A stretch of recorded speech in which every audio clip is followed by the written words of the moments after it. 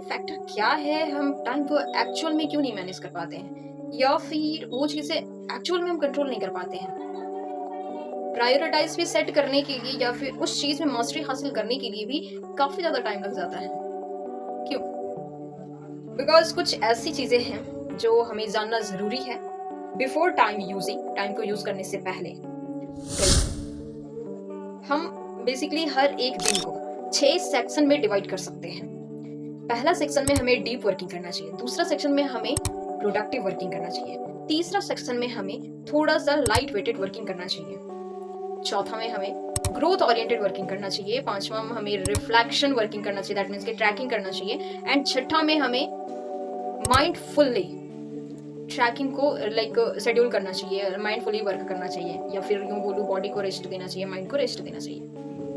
तो ये 6 सेक्शन में यदि हम डिवाइड करते हैं तो सुबह का 5 बजे से लेकर के 8 बजे हमें डीप वर्क करना चाहिए, 8 बजे से लेकर के 12 बजे हमें प्रोडक्टिव वर्क करना चाहिए, 12 बजे से लेकर के 3 बजे हमें लाइट वेटेड वर्किंग करना चाहिए, एंड 3 बजे से लेकर के 6 बजे हमें ग्रोथ ओरिएंटेड रिलेटेड वर्क करना चाहिए, और 6 बजे से लेकर के 9 बजे हमें अपने आप को रिफ्लेक्ट करना चाहिए, ऑडिट करना चाहिए, ट्रैक करना चाहिए, एंड 9 से लेकर के 10 बजे हमें अपना लाइक माइंड को रिलैक्स देना चाहिए, फुल्ली काम। सुबह का 5 से लेकर के 8 बजे जैसे डीप वर्किंग में आप स्टडी कर सकते हो, राइटिंग कर सकते हो, रीडिंग कर सकते हो। 8 बजे से लेकर के 12 बजे प्रोडक्टिव वर्किंग में आप कंटेंट क्रिएट कर सकते हो, स्टडी कर सकते हो, जो मेन वर्क है उस चीज को परफॉर्म कर सकते हो। 12 बजे से लेकर के 3 बजे आपको लाइट वेटेड वर्किंग करना चाहिए, दैट मीन्स कि आप कॉलिंग का रिप्लाई कर सकते हो, मैसेजेस का रिप्लाई कर सकते हो, या फिर मीटिंग ले सकते हो, एडिटिंग कर सकते हो।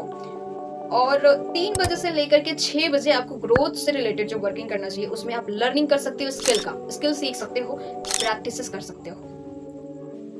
उसके बाद 6 से लेकर के 9 बजे तक आप खुद को ट्रैक कर सकते हो, गोल सेट कर सकते हो, प्लानिंग कर सकते हो। उसके बाद आपका रात का 9 बजे से लेकर के 10 बजे आप म्यूजिक सुन सकते हो, बुक्स रीडिंग कर सकते हो, अपने माइंड को फुल्ली रिलैक्स दे सकते हो, कामफुली वर्किंग को एंड कर सकते हो। ये यदि हम इस तरीके से वर्किंग को परफॉर्म करते हैं अकॉर्डिंग टू योर शेड्यूल, आप टाइम तो भले ही इधर उधर कर सकते हो, लेकिन पहले डीप वर्क, फिर प्रोडक्टिव वर्क, फिर थोड़ा लाइट वेटेड वर्क, फिर उसके बाद ग्रोथ वर्क, उसके बाद रिफ्लेक्शन जिसको बोल सकते हैं, उसके बाद फिर आपको माइंड फुल्ली वर्क करना चाहिए जिसमें थोड़ा सा रिलैक्स कर सके। ये चीजें इंपॉर्टेंट है। अब बात आता है टाइम ब्लॉकिंग का। वेल, टाइम ब्लॉकिंग क्यों इंपॉर्टेंट है? तो टाइम ब्लॉकिंग का मतलब होता है कि हर एक ब्लॉक में पर्टिकुलर एक वर्क होगा।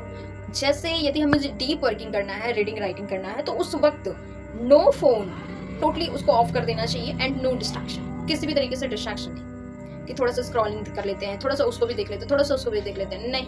डीप वर्किंग मतलब डीप वर्किंग। अब बात आता है MIT का, most important task, that means कि हमें अपने लाइफ में एक ऐसा टास्क को हर एक दिन सिलेक्ट करना चाहिए जो हमें अपनी सक्सेस की ओर और ज्यादा करीब ला सके।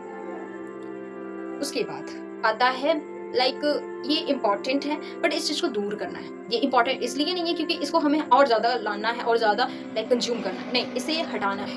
वो ये है टाइम वेस्टिंग को कैसे हम हटाएं। टाइम वेस्टर क्या क्या है? तो जैसे आपका हो गया नो प्लानिंग, जैसे आपका हो गया मल्टीटास्किंग, जैसे आपका हो गया ओवरथिंकिंग। ये 3 एक ऐसा फैक्टर है जो हमारी अधिकतर टाइम को बहुत ज्यादा ऑब्जर्व कर लेता है।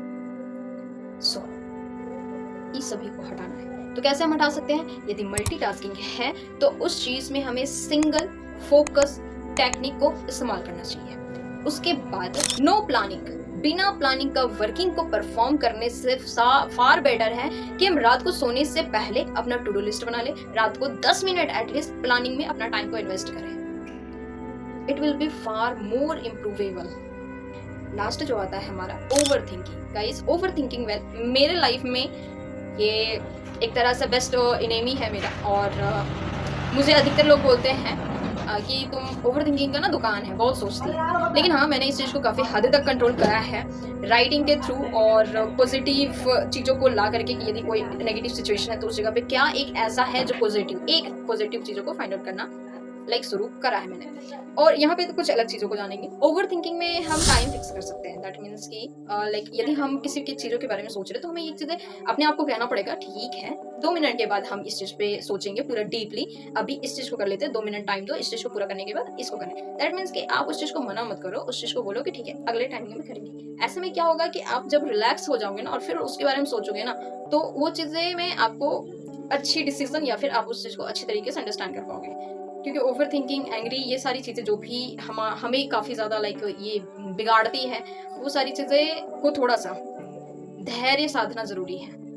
वीडियो को यहीं पे एंड करते हैं। आप अपना टाइम तो बेटर वे से इस्तेमाल करो, क्योंकि टाइम हमारी सबसे बड़ी संपत्ति है और इसे हम जितनी ज़्यादा अच्छे से परफॉर्म कर सकते हैं, जितना अच्छे से इस्तेमाल कर सकते हैं, उतना ही अच्छा ये हमें बना सकता है। दैट मीन्स कि if we value time, then time will value we. Time एक दिन हमें भी वैल्यू करेगी यदि हम आज वैल्यू कर रहे हैं टाइम का। तो मिलते हैं नेक्स्ट वीडियो में। Have a nice day.